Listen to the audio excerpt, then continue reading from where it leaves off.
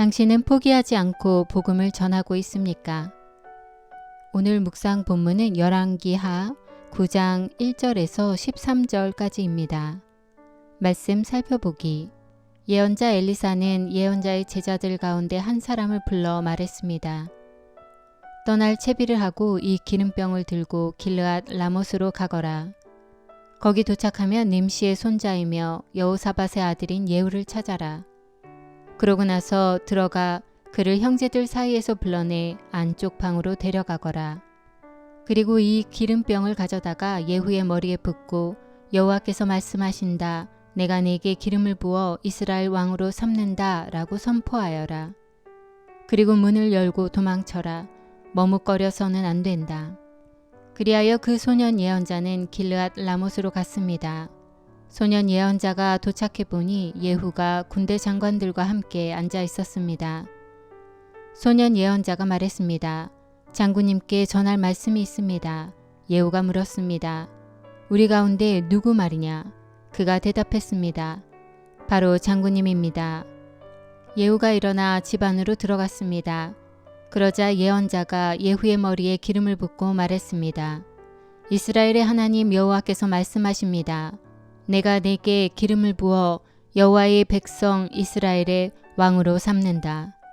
너는 내 주 아합의 집을 쳐야 한다. 내가 이세벨의 손에 의해 내 종 예언자들과 다른 모든 여호와의 종들이 흘린 피에 대해 복수할 것이다. 아합 집안의 사람은 다 죽을 것이다. 내가 이스라엘에서 종이든 자유인이든 할 것 없이 아합의 모든 남자를 끊어버릴 것이다. 내가 아합의 집을 느밧의 아들 여로보암의 집과 아히야의 아들 바하사의 집과 똑같이 만들 것이다. 그리고 걔들이 이스라엘 땅에서 이세벨을 먹을 것이다. 그러나 아무도 이세벨을 묻어주지 않을 것이다. 그러고 나서 그는 문을 열고 도망쳤습니다. 예후가 왕의 신하들에게 나왔더니 한 사람이 예후에게 물었습니다. 괜찮소. 저 미친 사람이 왜 당신에게 온 것이오? 예후가 대답했습니다. 당신들이 그 사람과 그 사람이 한 말을 알 것이오. 왕의 신하들이 말했습니다. 그렇지 않소. 우리에게 말해보시오. 예후가 말했습니다. 그가 내게 이러이러하게 말했소. 여호와께서 말씀하신다. 내가 내게 기름을 부어 이스라엘의 왕으로 삼는다 라고 말이오. 왕의 신하들은 각각 얼른 자기 옷을 벗어 예후의 발 아래에 깔았습니다. 그러고는 나팔을 불며 소리쳤습니다. 예후가 왕이다. 오늘의 팁. 1절에 길르앗 라못. 갓 지파에게 분배된 땅으로 도피성 중 하나였으며 요단 동편에 있는 군사적 요충지이자 상업적 중심지입니다. 북이스라엘과 아람은 이 도시를 차지하기 위해서 싸웠습니다. 13절에서 왕의 신하들이 자기 옷을 벗어 예후의 발 아래에 깐 행위는 예후를 왕으로 인정하는 모습입니다. 예수님께서 나귀를 타고 예루살렘에 입성할 때도 사람들은 예수님을 다윗의 후손으로 오시는 메시아로 인정해 동일한 행동을 했습니다. 말씀 이해하기. 오늘의 본문은 엘리사가 예언자의 제자를 보내 예후에게 기름 부어 그를 북이스라엘의 왕으로 세우는 내용입니다. 하나님은 자기를 버리고 바알을 섬기는 아합과 이스라엘 백성의 회복을 위해 많은 일을 하셨습니다. 3년 동안의 기근과 제단 위에 불이 떨어지는 두 사건을 통해 바알은 가짜 신이며 하나님만이 참 신이심을 증명하셨습니다. 그리고 엘리야의 기도에 응답해 비를 내려주시고 그에게 여호와의 능력을 주셔서 아합의 전차 앞에서 달리게 하셨습니다. 이러한 놀라운 은혜에도 불구하고 돌이키지 않은 이스라엘에게 하나님은 엘리야를 통해 하나님 나라의 회복을 위한 세 가지 계획을 말씀하셨습니다. 첫째, 엘리야를 대신할 예언자로 엘리사를 세우는 것. 둘째, 하사엘에게 기름 부어 아람의 왕으로 세우는 것. 셋째, 예후에게 기름 부어 북이스라엘의 왕으로 세우는 것입니다. 엘리야에게 주셨던 두 가지 사명은 이미 실행되었고 오늘 본문에서 마지막 세 번째 하나님의 계획이 실행됩니다. 왕이 된 예후가 해야 하는 일은 다음과 같습니다.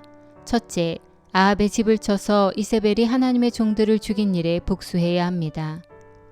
둘째, 아합에게 속한 남자는 종이든 자유인이든 모두 죽여 여로보암의 집과 바하사의 집처럼 만들어야 합니다. 셋째, 이스라엘에서 이세벨을 죽여 개들이 그녀를 먹게 해야 합니다. 즉 온전한 회복을 위해서는 먼저 아합과 이세벨의 죄를 철저히 징계하여 이스라엘 땅을 정결하게 해야 합니다. 성경에는 온전한 회복을 위해 죄를 철저하게 징계했던 사건이 크게 2번 있었습니다. 첫 번째는 노아의 홍수로 심판을 통해 모든 사람을 죽인 일입니다. 심판 이후 하나님께서는 노아의 가족을 통해 세상을 다시 회복시키셨습니다. 두 번째는 가나안 정복 시기로 하나님은 이스라엘을 통해 가나안 사람들을 진멸하셨습니다. 그리고 정결한 하나님의 백성을 그 땅에서 살게 하셨습니다. 이처럼 하나님은 북이스라엘을 온전히 회복하기 위해 죄악의 근원인 아합과 이세벨의 집안을 진멸하시는 것입니다. 우리는 오늘의 본문을 통해 다음과 같은 교훈을 얻을 수 있습니다. 첫째, 하나님은 자기 백성과 온 인류를 구원하시는 일을 절대 포기하시지 않으십니다. 이것이 바로 하나님의 사랑입니다. 그러므로 우리도 이웃을 사랑하며 그들에게 하나님의 복음을 전하는 일을 멈추어서는 안 됩니다. 둘째, 죄를 회개하고 돌이키지 않는다면 철저한 하나님의 심판을 경험하게 됩니다. 그러므로 죄 짓는 일을 두려워하고 만일 죄를 지었다면 즉시 회개하고 돌이켜야 합니다. 셋째, 하나님의 구원과 은혜는 순종하는 하나님의 사람을 통해 이루어집니다. 엘리야와 엘리사 그리고 예언자의 제자들이 순종한 것처럼 우리 그리스도인들도 하나님께서 감동을 주실 때 하나님의 뜻에 즉각 반응하여 온전히 순종하는 삶을 살아야 합니다. 말씀 따라 살아가기. 당신이 오늘 순종해야 할 일이 무엇인지 하나님께 묻고 순종해 보십시오. 하나님께서 깨닫게 하셨지만 여전히 반복해서 짓는 죄가 있다면 빨리 회개하고 돌이키십시오. 말씀대로 기도하기. 모든 그리스도인이 이웃을 사랑하며 믿지 않는 사람에게 복음을 전하는 일을 포기하지 않고 계속 해나가도록 함께 기도합시다.